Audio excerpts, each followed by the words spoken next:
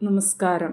പ്രകൃതിയുടെ ശ്വാസകോശങ്ങൾ എന്നറിയപ്പെടുന്ന കണ്ടൽക്കാടുകളാൽ സമൃദ്ധമായ അഷ്ടമുടിക്കായലിൻ്റെയും കല്ലടയാറിൻ്റെയും സംഗമസ്ഥാനത്ത് സ്ഥിതി ചെയ്യുന്ന ദ്വീപസമൂഹമാണ് മൺട്രോത്തുരുത്ത്.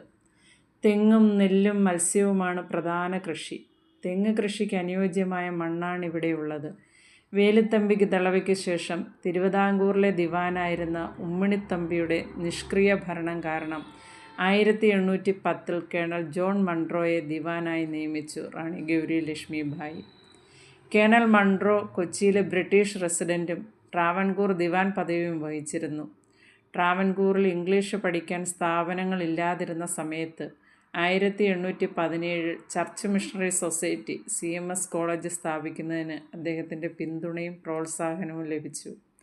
കോട്ടയത്തെ പഴയ സെമിനാരിയുമായുള്ള ബന്ധം ആദ്യകാലങ്ങളിൽ ലാറ്റിൻ, ഗ്രീക്ക്, ഹീബ്രു തുടങ്ങിയ പല ഭാഷകൾ പഠിക്കാൻ ഈ കോളേജിനെ സഹായിച്ചു. ഈ ഭാഷകളെല്ലാം അനായാസം കൈകാര്യം ചെയ്തിരുന്ന വ്യക്തി കൂടിയാണ് കേണൽ മൺട്രോ. മൺട്രോത്തുരുത്തിലെ ബാട്ടഭൂമി കരാറുമായി CMS കോളേജിനുള്ള ബന്ധം ഇപ്പോഴും സംശയങ്ങൾ ബാക്കിയാണ്.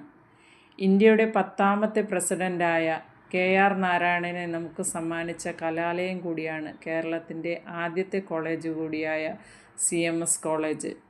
1880കളിലെ സാമൂഹ്യ നവോത്ഥാന നായകനായ കേണൽ മൺട്രോയോടുള്ള ആദരവാണ് ഈ ഭൂമിക്ക് മൺട്രോ ഐലൻഡ് എന്ന് നാമകരണം ചെയ്തിരിക്കുന്നത്. ജയ് ഹിന്ദ്.